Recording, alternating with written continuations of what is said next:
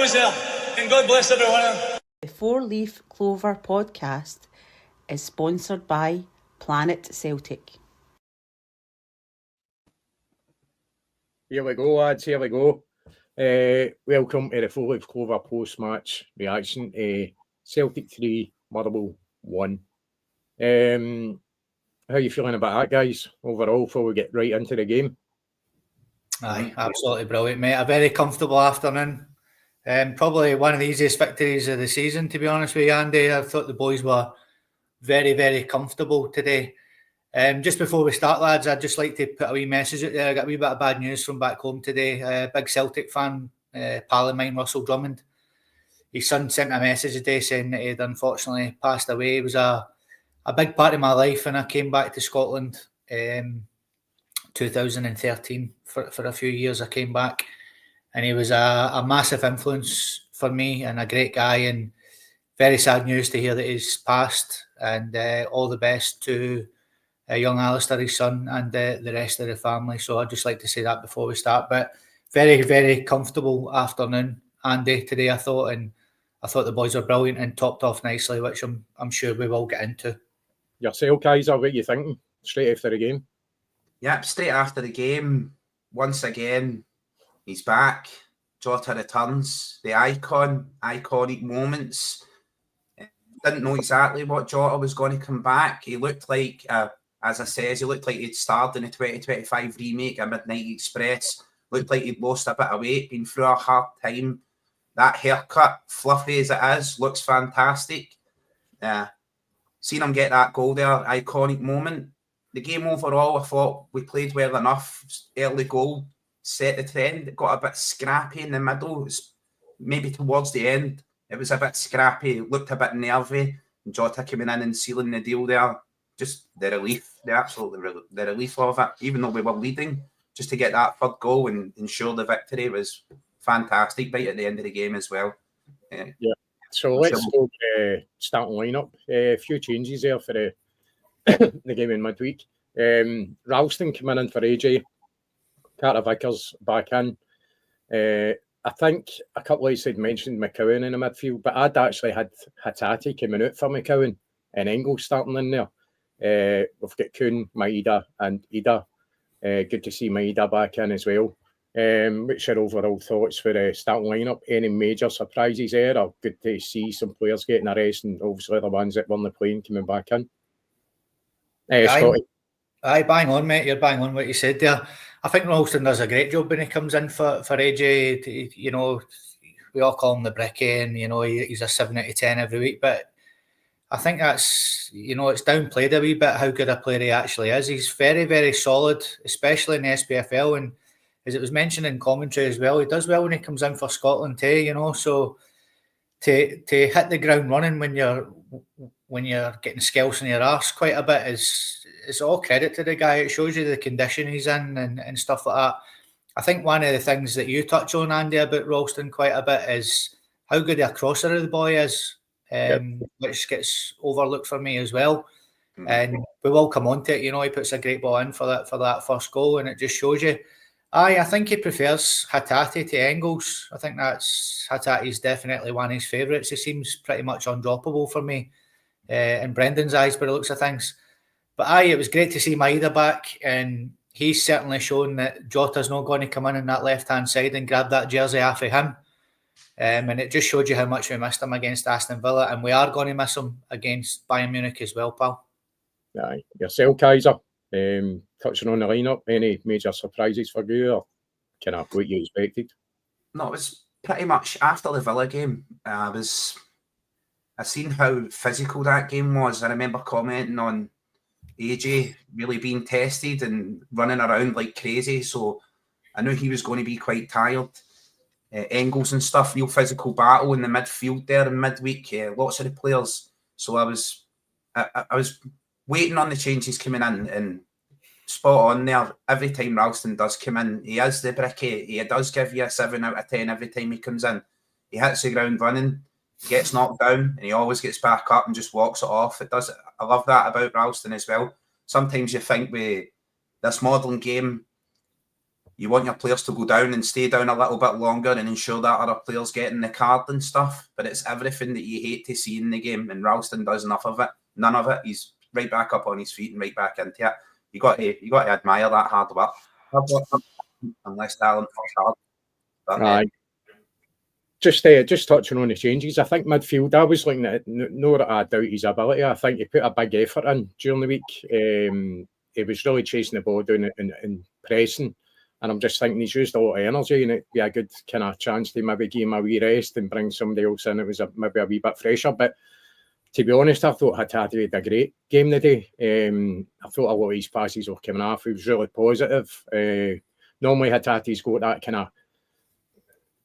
him to lose the ball quite a lot in a game. I don't think it was as obvious today. I think he played really well today. One of the top performers today, I would say, as well as Maeda as well. Good to see him in the team again, full of energy, dangerous. So the game started, and what a perfect start. And just as you mentioned there, Scotty, Ralston crosses the ball in for Celtic in the first minute, and Maeda heads it back across the goalie, and that's us 1-0 up. An absolute perfect start of the game, and I think it's quite important to flag up the fact that sometimes we can be a wee bit off it when it comes to our next league game after a Champions League game, especially the emotion that was involved in that, a kind of Scotland v England tie, Champions League, and putting so much effort into it, although we didn't get a result that during the week. But great start, and you can't ask for a better start than that, can you? Aye, we didn't get off to a good start during the week, did we? So at least the boys were at it for the first whistle this time. Aye, brilliant play, mate. And like you said, the ball came out to Ralston, and you know, something that you keep mentioning, mate, he puts a fantastic ball in the box. It was a brilliant ball in.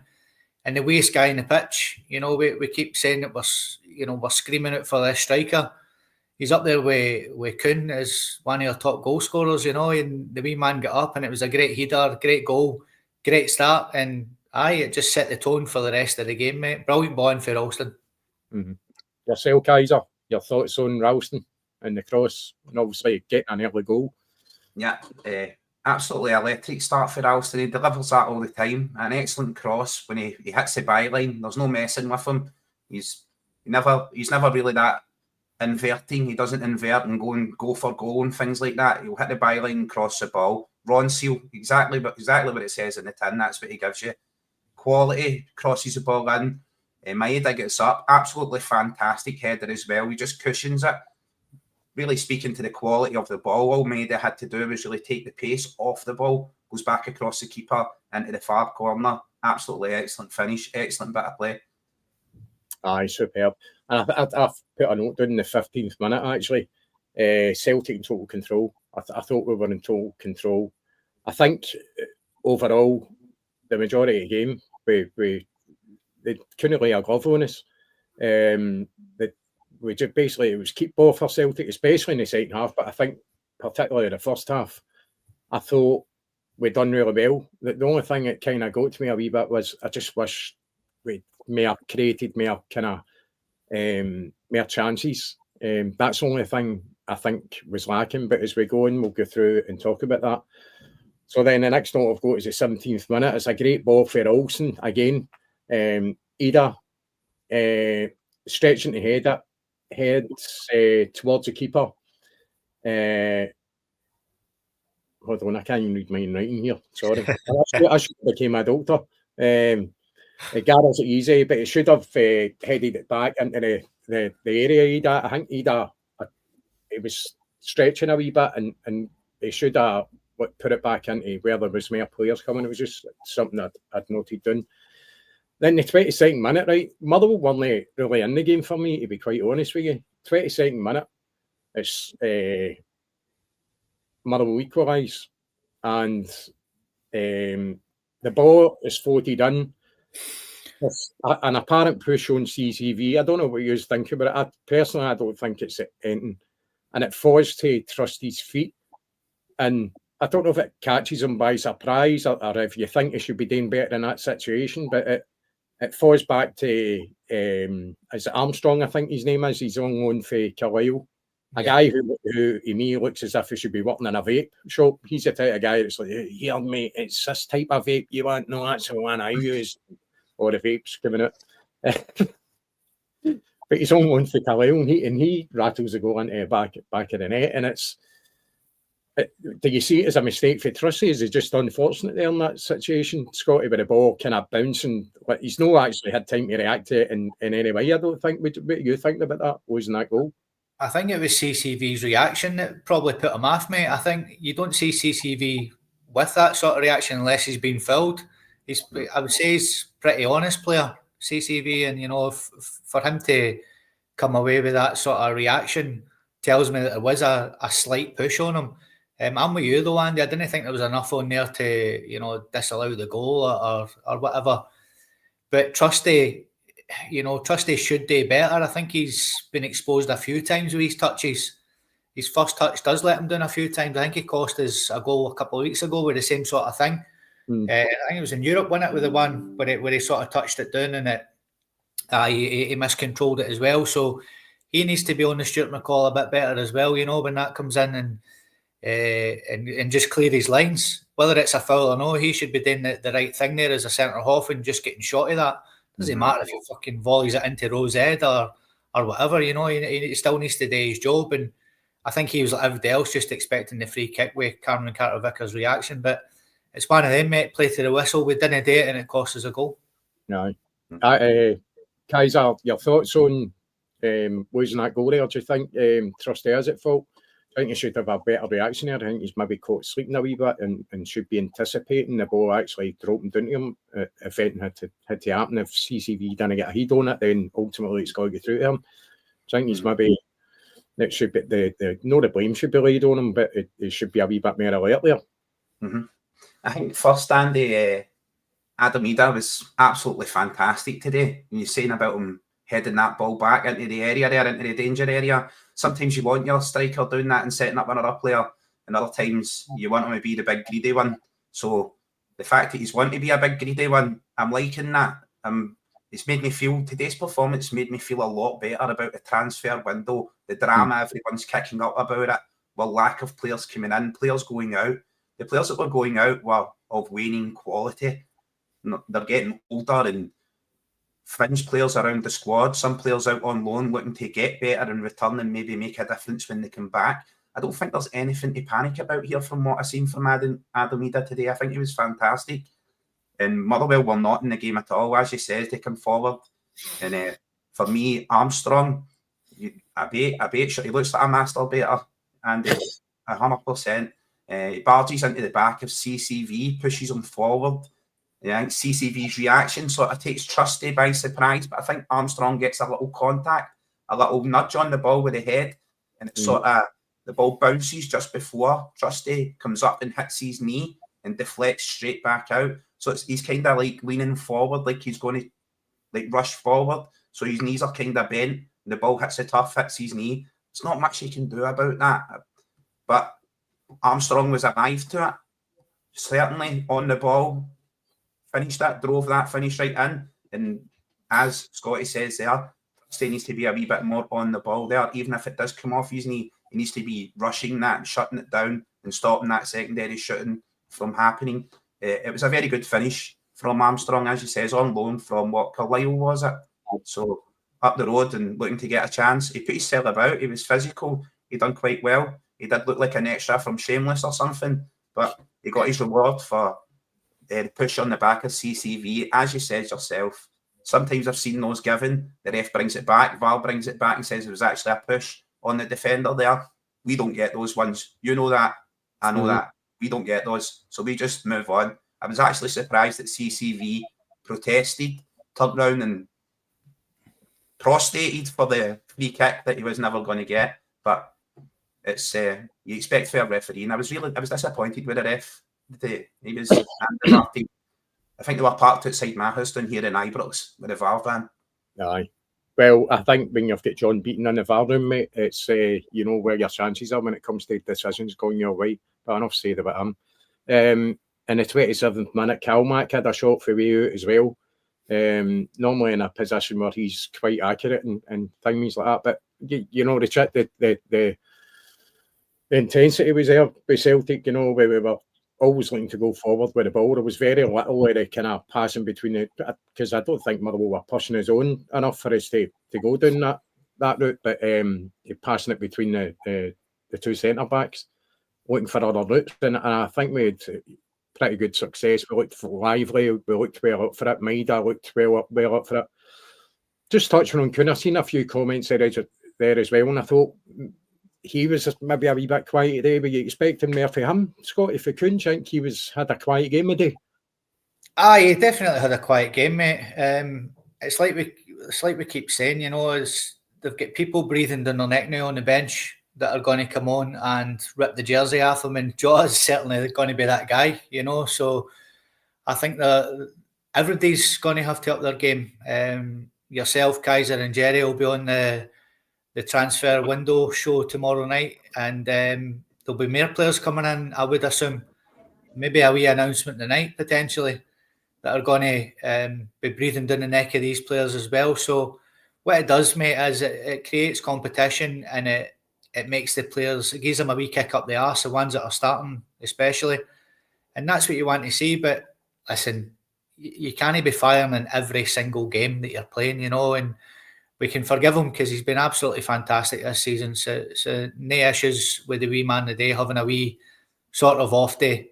He's certainly made up for that with his contribution this season already. I just want to touch on this comment for James Allen Riper. I will not have the Jim Shite costume on, because I will be, if I manage to get on tomorrow, I'll be for the truck, and I ain't putting a suit and a tie and a wig on in a truck. The last time I get caught out when the Vosa opened the door and I'm sitting there with sausages and high heels on and a work top on. So that wouldn't be happening. But enough said of that. So let's move on. 29th minute, we go 2-1 up. Goal for Ida. Hatate, a great move actually. Hatate, again, a great ball to McCowan, to Maida, and he crosses it for Ida and stretches his leg up to just put it in the back of the net, and he scores his third goal in 2 games. And this is a guy who, well, rightly or wrongly, what you think, he's been criticised for no scoring enough. And we've brought it up our cell phone podcast, but we always did say that he needs a goal. He's that type of player that, and a lot of strikers do, you know, that they need that goal to give him confidence. And I think it shows in his play. I think he had a really good game today. He scored 1 goal, but he's putting himself in that position. He's putting himself about, and I think I'm absolutely delighted for him that he got that. A player who's took a bit of stick, and you can still see it even when he scored. I think he's angry. I think he's angry with himself because he knows he's got that in him. You can look at it from the point of view that, has he had the service? I think we have agreed that he has had the service, but he's passed up chances. So I think he's angry with himself. And he wasn't the most, I want to say he's always been the most kind of happy-go-lucky character. Even when he's interviewed, he seems quite kind of, not done and fed up, but just he's quite reserved. But he looks to me as if he's got a wee bit of kind of a hang-up about him. Like he's just, I think there's going to be a lot more coming for Ida this season, and I think it's a confidence thing. But yourselves, you think he took his goal well? It was a good move and a good finish in the end with Ida, Scotty. Aye, mate, magic. He's certainly back to the player that we signed on loan last season. I think a player you mentioned just before that, mate, was Kuhn, who didn't have a pre-season his first season when he came in, and he does the same. People forget that, you know. Mm-hmm. It's took him a while to get up to speed, and he's learnt half the best with the wee man Kyogo, and that was just a Kyogo finish, a Kyogo move, Maida putting the ball in, and Ida being where he should be. There was no shite bag about him there. He flung himself in, you know, and you know, I think he feels as though he's let himself down because 13 games in a row no scoring for Celtic. You know, I think for a striker, with the amount of service that you get at Celtic, that is pretty shocking stats, to be fair. So we were right to get on his case a wee bit, I feel. But he certainly looks like he's turned that corner, mate, and he's got a bit of confidence. The one thing you did mention that does annoy me a wee bit is that he doesn't celebrate. You know, as a Celtic fan, you know, I'd be running into that crowd and, like, you know, he's one of our own.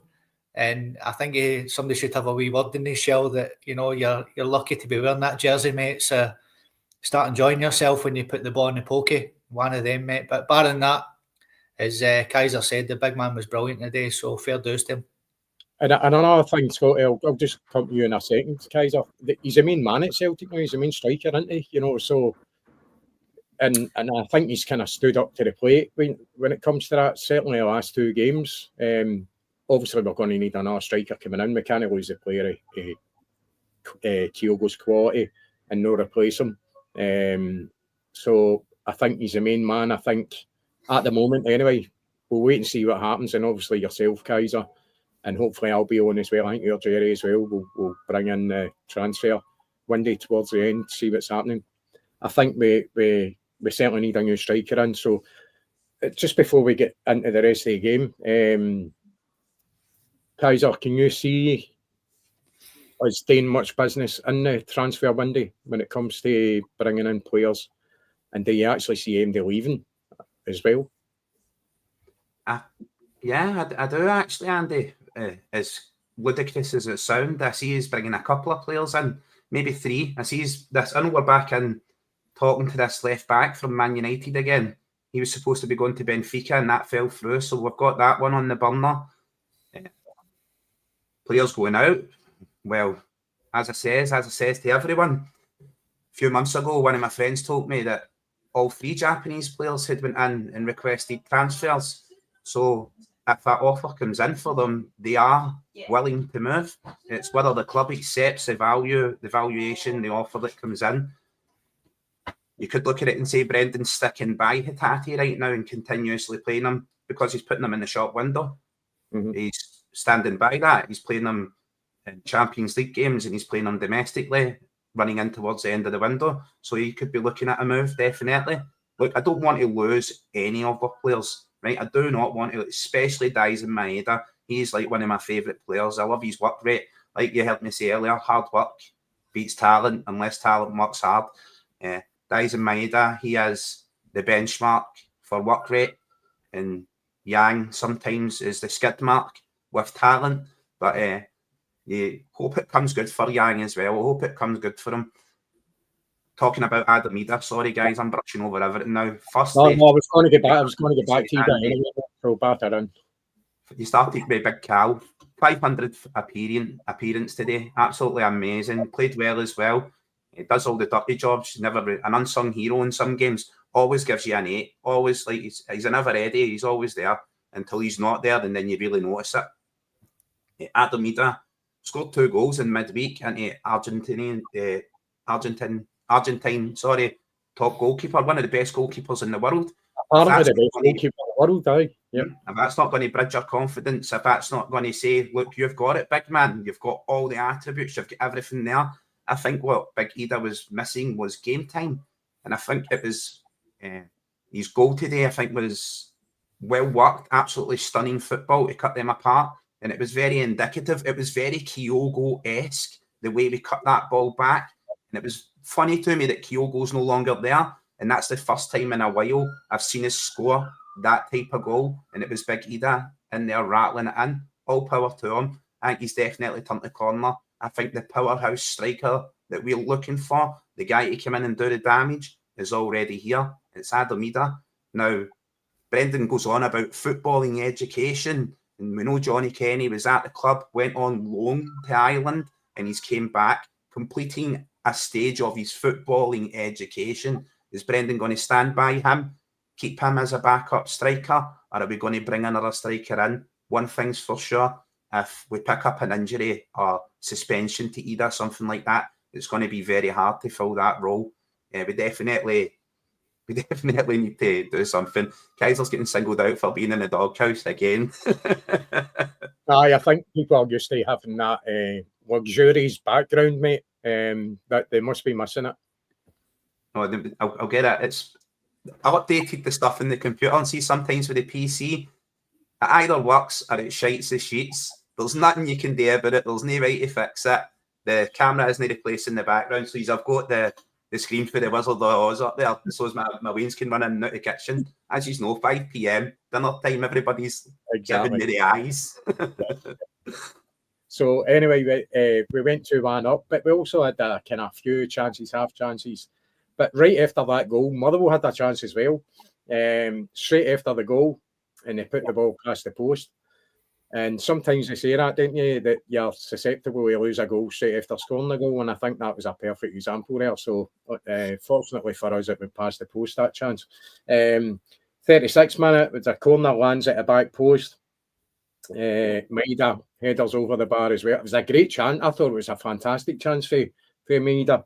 A guy you don't normally kind of associate with headers, but he has had a few. I can remember that one at Celtic Park. I can't mind who it was against, but the ball came on, and he absolutely rocketed his whole body towards it. You know, his head was the tip of the arrow, you know, and there was no way he wasn't connecting with that ball. In fact, he nearly ended up in the stand, right through the net. So as much as he's no kind of connected so much with headers, he's had a couple certainly anyway this season. McCowan, 41st minute, McCowan chips the ball for Maida, and he shoots it. The keeper actually puts it out. It turns out to be a save. So I think overall, looking at the first half, pretty happy. The intensity was there. Obviously, we're getting in at half time 2-up, which you can't ask for any more. Sometimes it's a difficult venue going to Fir Park, and obviously if they're a European game, so I don't know about you, but I was pretty happy after that half time. But just before half time, just got a touch on us. I don't know what your thoughts are on it. I'll let you give your thoughts and then I'll give mine. McCown goes down the box and it's Halliday that bundles him. I'll let you decide what you think. If you think it was a worthy penalty decision, I'm not convinced. He kind of shoulder charges McCowan. It's no for me. What are your thoughts? Is it just me, or have I seen this totally wrong? No, you're bang on, mate. He tried to buy it. Let's be honest. You know, he tried to buy the penalty. It was never ever a penalty, and that's it. He just tried to buy it, mate. Kaiser, yourself, ain't none of that. Yeah, and McCowan tries to sell it for me and just doesn't do a good enough job of it. But yeah. As we says, we don't get them unless they're dead set, and even when they are dead set, sometimes we don't get the ones either. But yeah, McCowan tried to sell it. He done a really good job, but just not good enough. Aye, so we get into half time 2-1 up. Do you think we should have went in? Are you quite happy we get in 2-1 up, or do you think we should have been getting in with more goals further ahead? No, mate, you're bang on what you said. You know, we just didn't create enough chances in that half. No, happy enough, mate. Like I said, we just got caught with a silly goal. I thought we were in cruise control. It looked like a training game, mate, the whole 90 minutes. We all got into the second half, obviously, but I just thought it was very, very comfortable. I was happy at 2-1 because I knew that we had Jota and Engels and Bernardo and guys like that on the bench. And as we've alluded to a million times, the substitutes normally change the game for us. And again, we all get into it. They certainly did. So, aye, happy, mate. I was happy getting in at 2-1. At least we hadn't conceded our stupid goal. And aye, comfortable, mate. Very comfortable first half. 2 minutes, mate. I'll block this fucking zombie bastard. Sleeve the zombies.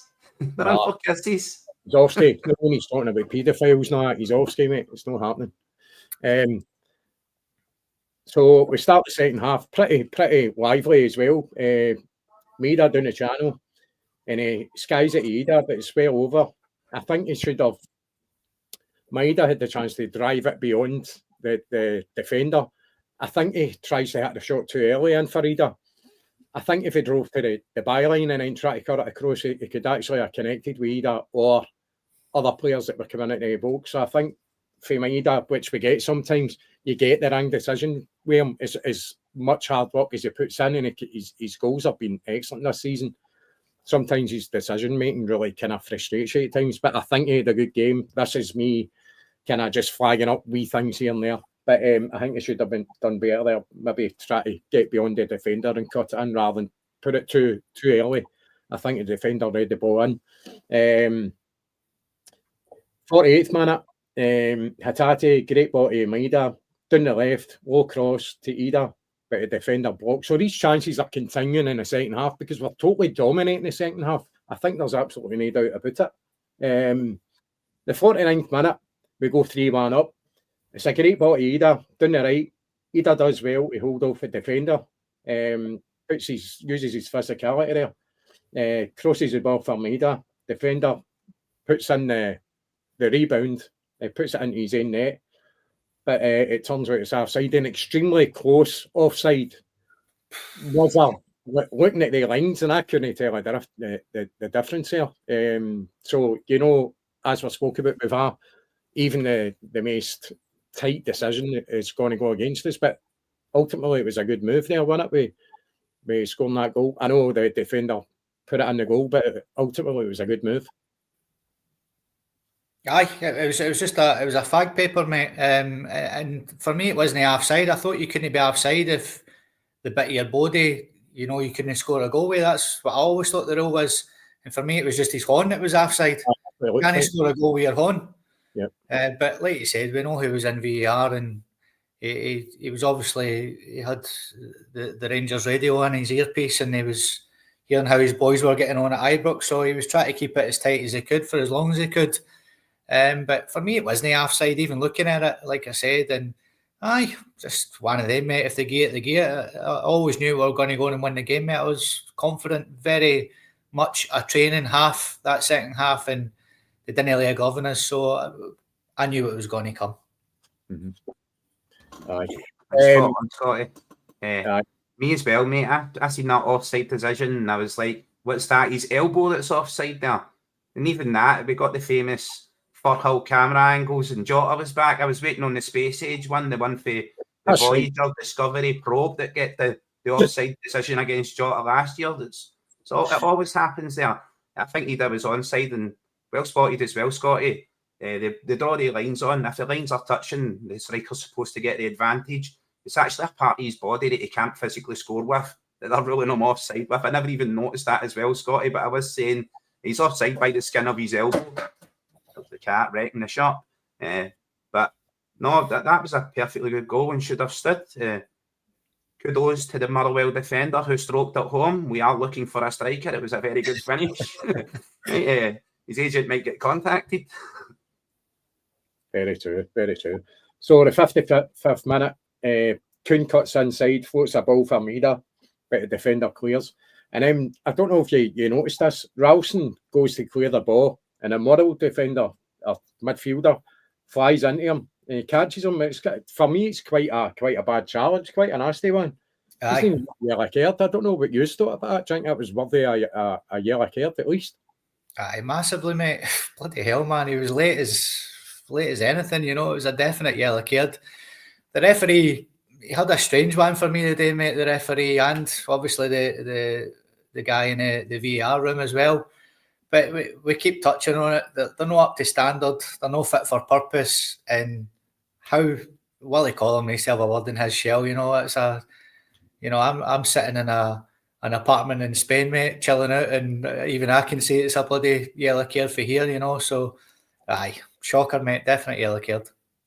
You feel the same, Kaiser?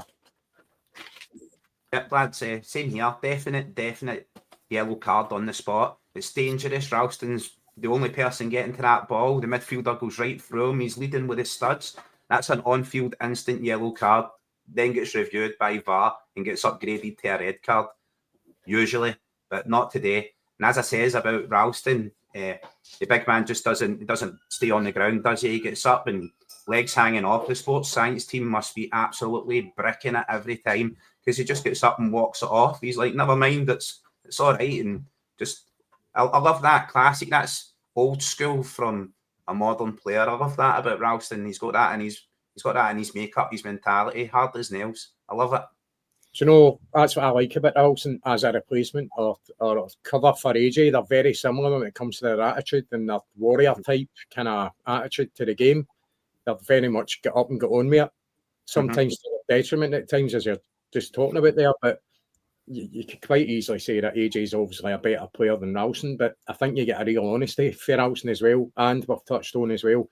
He puts it in a lot of good balls as well, Ralston, you know, so as much as we call him the Bricky, he's you could say he's basic in his skills, but I think he's a pretty good understudy. The majority of times, don't get me wrong, there's times I've been on this pod and says he's just not good enough, but you know, that's ultimately right after a game, and maybe you're looking at the negatives more than the positives. But I think overall, I think Ralston done good today. But I thought that was a shocking challenge. I was gutted that at least they didn't get at least a yellow card there.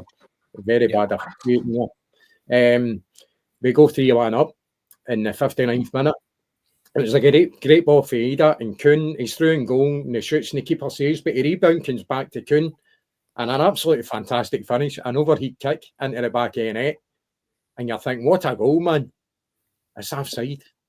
And I think clearly offside for Goose. There's no really any arguments there, is there? But what a finish for Kuhn. Aye, I thought it was a great through ball for him in the first place. He should have done better with the first chance. Like you said, he probably had a wee bit in after the day, but brilliant, you know, response to it with the overhead kick, the Hugo, as I like to call it, the Hugo. Brilliant, man. Aye, absolutely brilliant. But I didn't think it was offside when I first seen it, but it was certainly offside when you seen the replays. But I like to be Chris Sutton dig on the commentary. But he never got one of them in his career. No, just unlucky for the wee man. And aye, as you said earlier, Andy, just had a quiet one today, pal. Yourself, Kaiser. Kuhn's chance there, it was offside his goal, his acrobatic finish after the rebound off the keeper. It was a pretty impressive finish, wasn't it, in the end? Do you think he should have done better with his initial through ball to put it by the keeper, though? Yeah, mate. I think he was blatantly offside, right? Definitely. And just to address the chat, I'm so sorry, right? Got my kids kicking about in that, so when I'm touching that, that's the microphone going on and off. It lets me know when it's on and off. So it's to stop me from like being muted and you're not being able to hear me. But it's getting a bright idea. Yeah, he should have done a bit better to be onside, but he breaks through, does fantastic. Yeah, the ball comes back out and he puts in that overhead kick. I was like, amazing technique to have the clarity and the vision to do that. He's clearly marking out that he's not packing his bag up and playing second fiddle to Jota as well. He's going to compete and do well as well. So I'm looking forward to that. Having both of them firing on all cylinders, and Daisen Maeda as well. Played incredibly well today. He's not ready to surrender the shot as well. But I'll let you crack on. Sorry, Andy. I'll keep turning this off, right, mate? Just while there's a lot of cutting about at this time of night. It's enough time. Right. You're fine, don't worry about that. 64th minute, Ida has a shot off a post, and the keeper actually saves it and puts it onto the post. It actually turned out to be a good save for the keeper, but very good shot for Ida. And then just a minute later, the subs were made. McCowan and Kuhn came off, and Engels and Jota, the man, enters the park at Fir Park for his second spell. Well, technically his third spell, I suppose you could say, for Celtic. He initially on loan and then we got him, and then he went away, now he's back. The man with the hair, the man with the raised arm, that iconic image. Great to see Jota back. I think overall, I don't think we were expecting too much with Jota. We were told that he wasn't really match fit. He'd played very little football in the 18 months he'd been away. So I think we knew we had to be patient with Jota. But I think overall, fantastic to see Jota back on the park for Celtic, and that iconic number 7 shirt. I've seen a few people comment online saying that shirt should have been retired after Jimmy Johnson, because nobody's managed to fill that. And I've said so. Larson couldn't fit that jersey. I'm no anti retiring jerseys. I think there's always going to be a hero. There's always going to be a next hero, and you're going to be. In fact, just when I'm talking about Jinky, it's very Jinky-esque that, innit? It's and with that number 7 shirt on, all right, we know Jota's had that celebration of floor when he was number 17, but I'm delighted he's got number 7. I'm delighted he's back at Celtic, and just really glad to see him coming back on the park. Your thoughts on Jota back at Celtic and his first appearance back on the pitch for Celtic, Scotty? Yeah, phenomenal, mate. Just brilliant to see. The boys had such a hard time the past 18 months. The emotion obviously came out when he got the goal and at the end of the game. You know, we keep saying it. You know, why leave Celtic? Why leave Celtic when you're idolised? You know, we can't get our head around it because we're fans. We've got to remember that these guys come from different countries and they come in, and he got it when he came to Celtic, but you cannot knock back £25 million for a player when you're Celtic Football Club. You know, you just can't do it when you're signing them for £6-7 million and things like that. When a £25 million bid comes in, we take it. You know, at the end of the day, we're a business, but the boy knows that he's made a mistake leaving Celtic. He probably didn't think he was going to get this opportunity again to come back.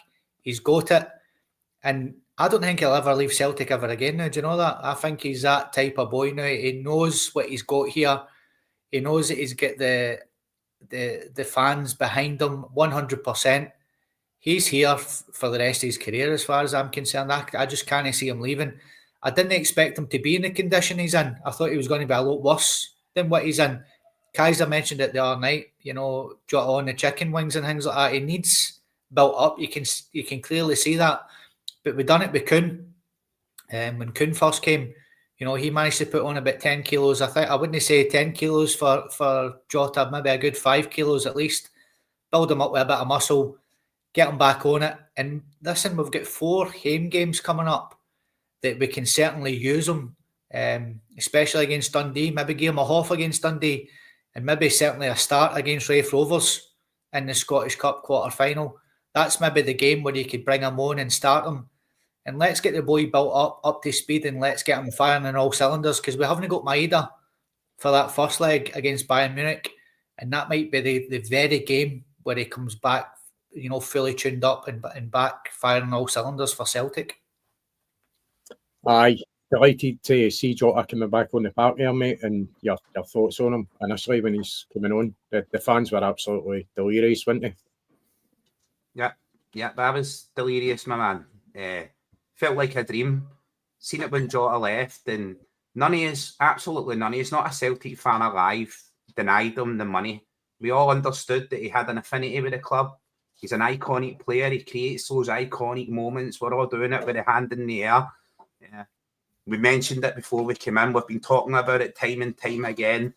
None of us, not a single person, denied Jota that move and that money. We were all delighted for him to go and make a fortune. We wished him the best. We hoped his career took flight. We looked at the league in Saudi Arabia and we had our own reserved decisions about exactly what that league meant. But at the end of the day, none of us would have tugged our nose up at that money. We would all took it. Seeing Jota coming back, his reaction, his tears as well, the emotion, the overwhelming emotion. He was like a freed hostage. He's like Stockholm Syndrome. So glad to be back, fist in the air and celebrating at Celtic. And I'm absolutely delighted about it. What an absolutely amazing piece of business. If anybody complains about this transfer window, look at that one move and smile.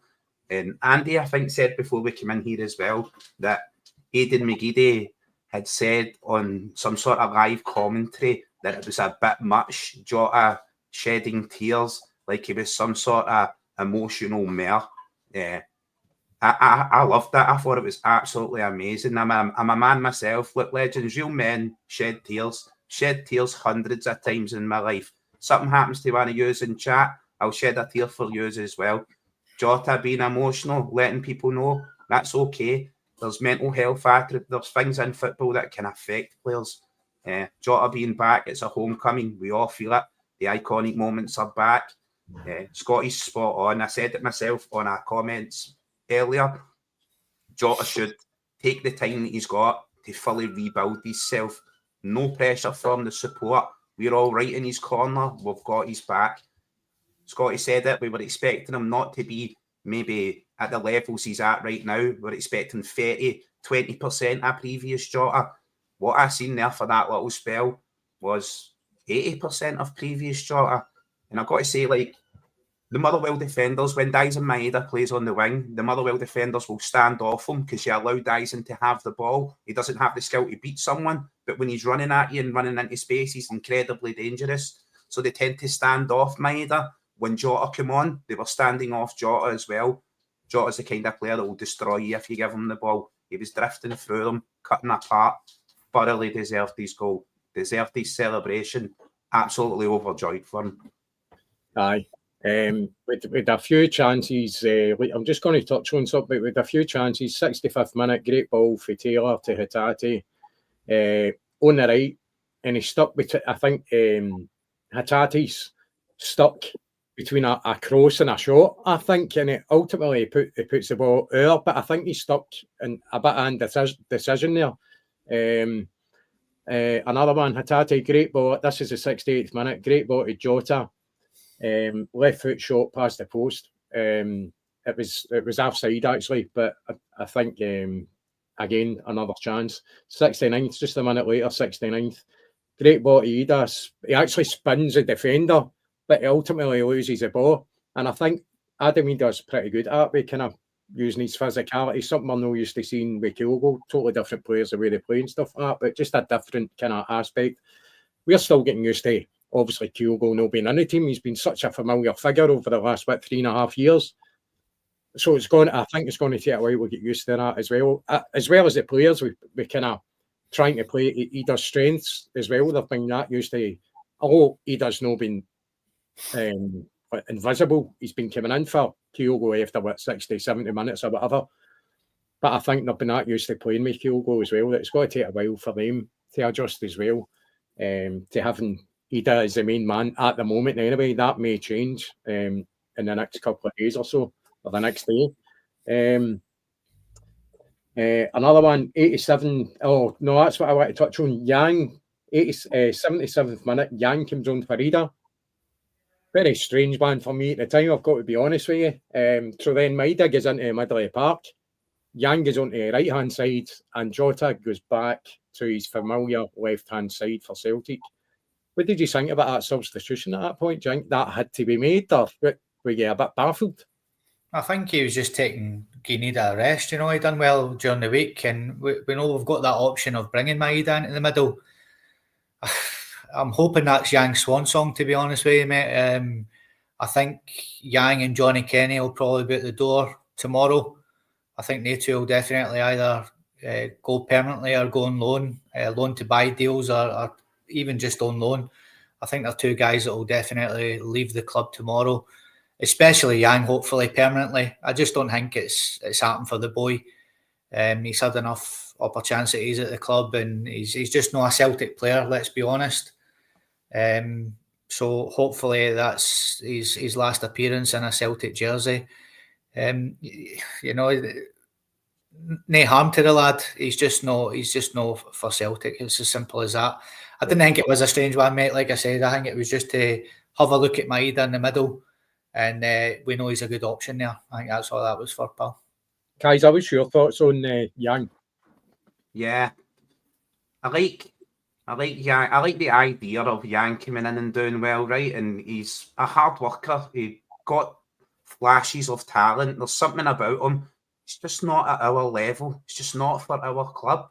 Sometimes that happens when players come in. It just doesn't work out. It's about time. It's about time Yang moved on. Definitely. If we can make some money on him, ideal. That would be amazing. I also believe that Yang has not completed his national service in Korea. So every youth in Korea has to do a term in national service. Yang has also not completed that yet. So I can just picture us needing him at a critical time and being absolutely flying and getting weeked back to Korea and into the army for a year. I'm sure we would all be delighted about that. That was a non-starter, a bit of a silly move from the beginning. I was hoping that Yang would do well, but I think it's at the end of the road. That's the end of the road for that one. The changes that Brendan made, Adam Ida is the main man now. He needs to be wrapped in cotton wool. He needs to be protected. He's a show pony. He's the big man. No, we take him off. We James Brown him, put a blanket over him, sit him down. I like the way he came back off the bench. He stayed. He welcomed the other players coming into the pitch as well. Stayed and welcomed the players coming off the pitch. Amazing, brilliant to see that from Ida. Really invested in the squad. Maeda, definite option through the middle. He has pace and ability. He can finish. as I says, he's not very good at skinning a guy. He's not got the ability to step over a ball and beat a man with skill, but he certainly destroys people with work rate and pace, and he can finish. So Maeda is definitely an option up there. Seeing Jota coming on and being out on that left wing again was brilliant as well. Thinking how Brendan was going to find a way to squeeze him into the squad with Maeda being so fruitful on the wing, and Ida looking to come in. We need to play Ida. We need to shake off the ring rust. He needs to be in the game. He needs to be our main man from now on. And Jota needs time to rebuild. So, yeah, that's a move that we're going to see quite a lot, I think. Ida coming off, Maeda moving into the middle, and Jota coming on for Ida going off. Something like that. I don't think we'll see Yang. I don't think we'll see Yang again. I liked it at the start when Andy says he would like to touch on Yang. It's the strangest name ever. Yang's out with the wangs. Get him gone. I think just touching on the Yang still to do his national service, I think the Korean army's looking at Yang at Celtic and going, "There's fucking no way he's coming in to help us out, man. He couldn't fire a gun. He couldn't shoot any targets, that's for sure." Just touching on this comment, which is something we spoke about in the chat, and all we were talking about, obviously, he's signed Daniel Cummins has signed a pre-contract with West Ham, and they're talking about taking him on loan in this window. And we're talking about a youth system. Obviously, I actually put in the chat, I says, I don't see the point in the Celtic academy. There doesn't seem to be a clear pathway for players for that system into our first team. And there is reasons for that, and I think we all know what it is, that we can't slip up in any game we're playing, certainly domestically. So a lot of these players aren't going to get the chance. They're going to get proven players in front of them who are good goal scorers, whether it be a defender or whatever, or less likely to make mistakes. So it's very hard for a young player to get an opportunity at Celtic. And I think we've seen that with Lennon Miller, who was at Celtic as a young age and then ended up going to Motherwell. Now he's the Motherwell captain. He's injured now, but he's a Motherwell captain at a very young age. So teams like that are going to give youth a chance to prosper in the first team. I don't think it's going to happen at Celtic. So it comes to a point where other teams are looking at our players and we can't match financially. So we've got Daniel Cummins, who his contract he's been allowed to run out. He's now made a deal with West Ham to go there. We could be losing him in this window, possibly. How do you feel about that? Just before we finish with the rest of the game, but how do you actually feel about Celtic and the whole academy system and the fact that we're seeing very little talent actually coming through and contributing for us? They all seem to be walking away down south. Scotty? Listen, the team from across the city don't do a lot right, but one thing that they've done this season for me is scrap the B team. I don't see the point of it, mate. The reserves for me, the reserve league was a brilliant concept back in our day, Andy, where they played against men, guys coming back for injury, things like that. It was a better level than this B team level. The team from across the city have scrapped the B team to send their players out on loan. Why are you not sending a Cummins to a Hibs and Aberdeen, a Hearts, things like that, and getting the boy 6 months there, getting him game time in the Premier League, sending him to Scott Brown? Why not link up with United and send 4 or 5 boys, 3, 4, 5 boys to Scott Brown to go and let them play in the Championship? Rafe Rovers, John McGlynn, he was at Celtic. Why not give Rafe Rovers a few players? Get them toughened up, mate. Play them in the Championship, a league below us, or in the SPFL. No playing 5 levels before and then saying, all right, mate, fancy jumping on against Aston Villa in the Champions League? You seen what happened with Dane Murray. Yep. You're going for Queen's Park, mate, and you're playing against Ollie Watkins, who's been linked with Arsenal for £70-80 million. The gulf in the players that they're playing against is astronomical. So I think the B team needs to be looking at scrapping it. I don't see the point in it, mate. I just do not see the point in it. Give the players out on loan. And as you're saying, with boys leaving, why are they not going to leave? They're getting £400-500 a week at Celtic and getting $4 or $5 grand a week to go and play for these other teams, to go and sit in their youth teams. In the youth leagues in England, for example, the levels there, mate, the boys playing in A-leagues, they're all £10 million players, that play in that league. It's chalk and cheese, mate. We could talk about it all day. I think we need another podcast to be talking about that, to be honest with you. maybe another couple of podcasts. What's your thoughts on Celtic's youth system? Do you think it's they're spending far too much money on a system that we don't get any benefit out of it, really, when you in the longer term? Yeah, I think the academy system, right? The academy system is excellent. The facilities are excellent. Bringing youth through here in Scotland, training youngsters, excellent. The B team set up, taking them to the Highland League or whatever to play against hammer throwers is absolute nonsensical. I get the old toughen up, men against boys. It's going to toughen them up. It's ending careers. It's going to end careers of talented young players with journeymen who are on their way out the game. Personally, I've got my own opinion on it. I say it all the time. Glasgow Celtic should buy Shamrock Rovers, establish the Celtic group, scrap the B team, keep the academy, send all our players to Shamrock Rovers, allow them to develop in the League of Ireland, highly competitive football, with pathways into European football. Then we'll bring in players in who have played in the Conference League or Europa League. We'll bring in those players in to play at Celtic. That's a difference to bridging that gap between Celtic's first team, which at a domestic level, the domestic competition is trash, but our team is of a far higher level. We're trying to build to compete in the Champions League. So players that are coming in need to have that ability, experience, and as Brendan always says, footballing education. I think Celtic should be establishing the Celtic group like the Man City group. We should have a team in Ireland. We should have a team in Australia. We should have a team in America. We should be taking full advantage of our global brand, our global ability, and we should be training, recouping, and bringing in players from all these places. All of these clubs should be like a feeder club to Celtic. Aye, 100%. Back onto the game, guys. Sorry for that wee kind of detail.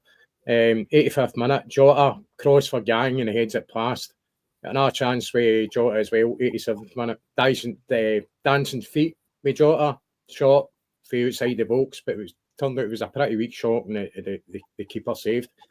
But in the 93rd minute, Jota gets the third goal. It's a ball to Maeda and he squares it for Jota. He just fires it into the back of the net and he runs towards the Celtic fans and he's, we all know it, that iconic raised fist. And the fans are just going absolute fat. I was going mental, I know, to be honest with you. Absolutely delighted to see him score on his first game back. To see that image again is just superb. So there's going to be more paintings done with that image. And obviously he goes to get back to the centre circle for the game to start again. And you can see he's very, very emotional.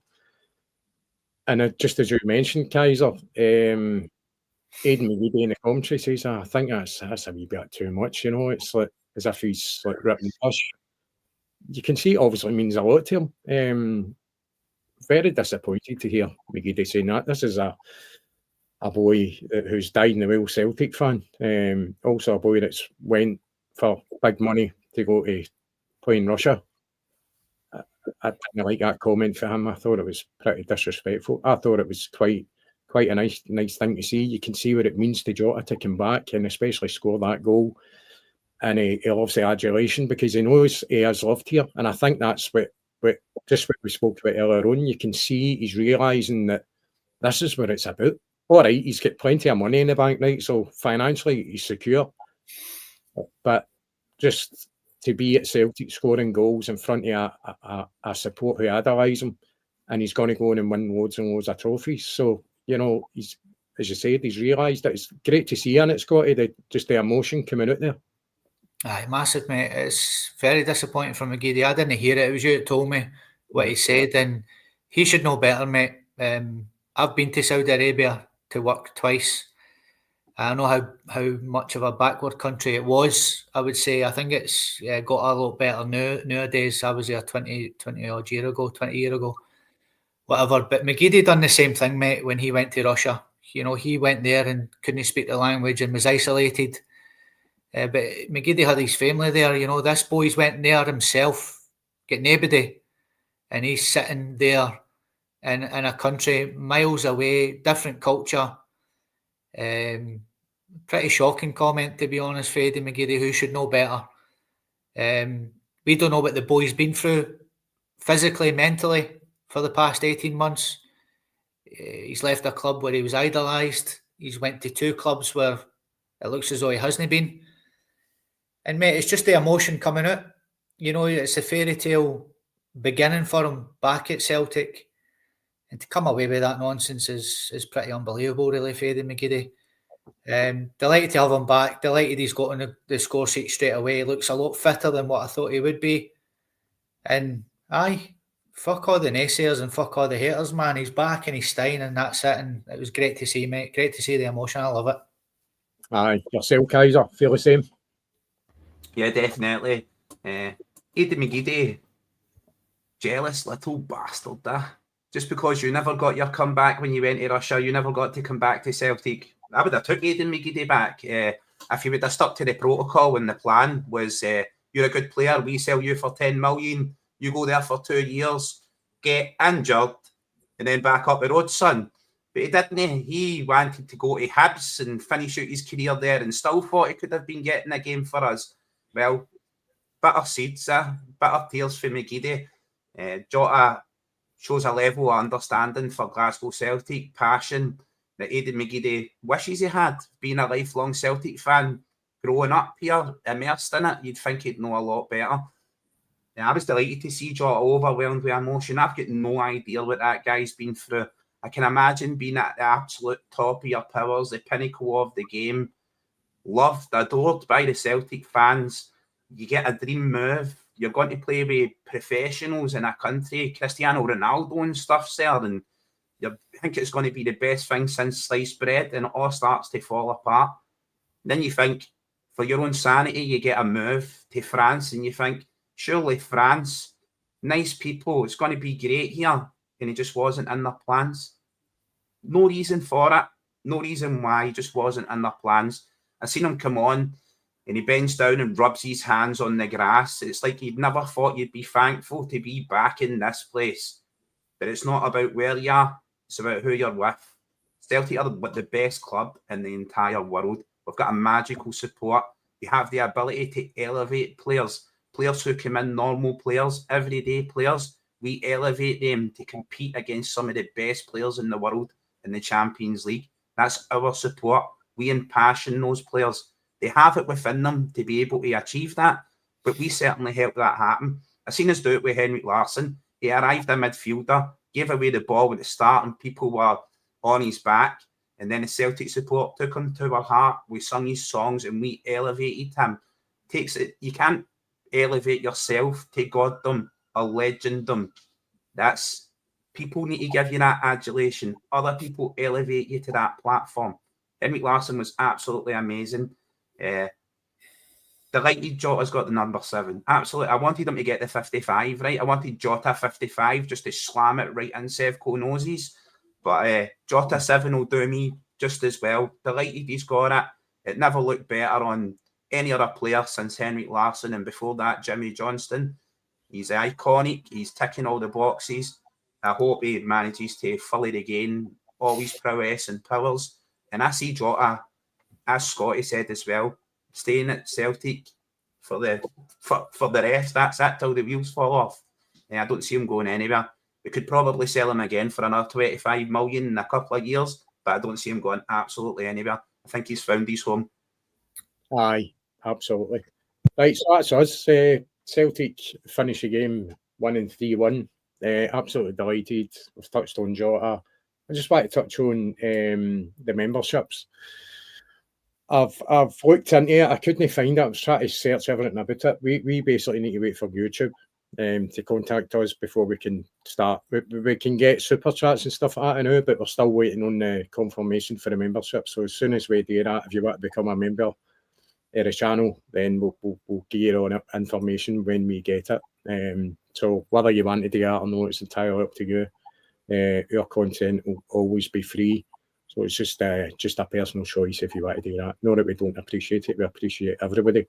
Whether you're getting a super chat or not getting a super chat, but we absolutely appreciate it.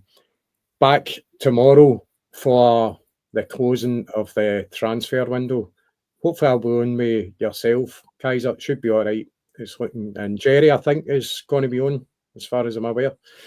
And then, is it this Tuesday you're starting the daytime slot? Yeah, definitely, mate. This Tuesday coming up, I'll be doing the daytime. We're going to do like a little afternoon Celtic briefing, whatever. The daily news, what's going on a Tuesday and a Thursday, starting that, and then we're going to bring it more permanently. Just brushing over the subscribers and stuff like that on YouTube. To subscribe, it's completely free.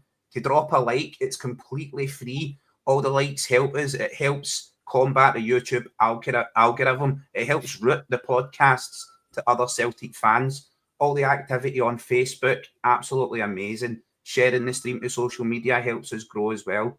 I believe I echo what both lads have said to me in the past. Nothing on this channel. We are like fan content. We're not going to hide behind paid walls, paid for things. If you become a member, there may be some extra things, some little pictures and that you get in the chat, but it's fully 110% your choice. No one is pressured into nothing in here. And I'm sure when it becomes available, people will jump on it. They always do. All the legends in the chat, thank you so much for the support in here. And the Facebook group and everywhere. You're just bringing it. They said to the boys, I've not seen a pod grow this explosively and do so well in such a long time. I can't even remember anything that stands in comparison to it. It's got to be right up there with some of the best fan pods I've ever been a part of, had the chance to be a part of. So thank you very much for having us here, lads. I absolutely love it. I enjoy being on. I know I waffle for Scotland, but sitting and being quiet is like the ultimate hard thing for me. And I keep turning the mic on because the family are in and out and making noise and that, but I can't ask everybody to be. I'm in the kitchen, you know, behind this curtain is Kaiser's kitchen. I'm really looking forward to the transfer window show shutting down. I think we're going to go for about 10:30 till about 11:30. So catch it as it closes half an hour before, and then we'll talk about it into whatever the ramifications are, whatever happens. And then we'll be back, as Andy says, back on Tuesday for the Tuesday show, back on Wednesday. We'll try to bring as much as we can, legends. We'll try to grow it, really put the effort in for you. So thank you.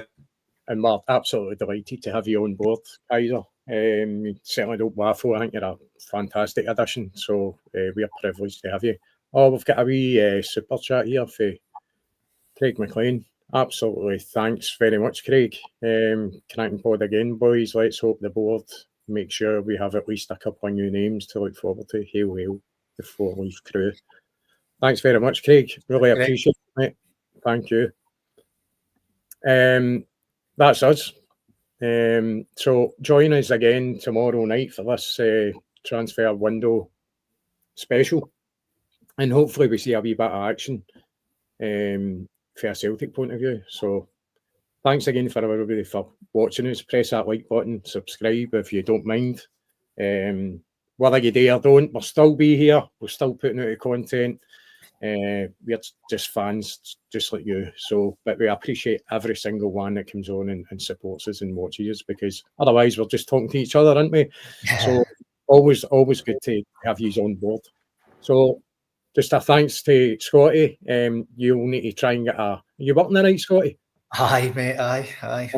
You've only had a couple of hours sleep, so really appreciate you coming on, mate. I know it's absolute nightmare now when it comes to night shifts and stuff. And Kaiser, I know you had to drink along there in the Celtic world, so thanks very much for your time as well. You're a busy boy.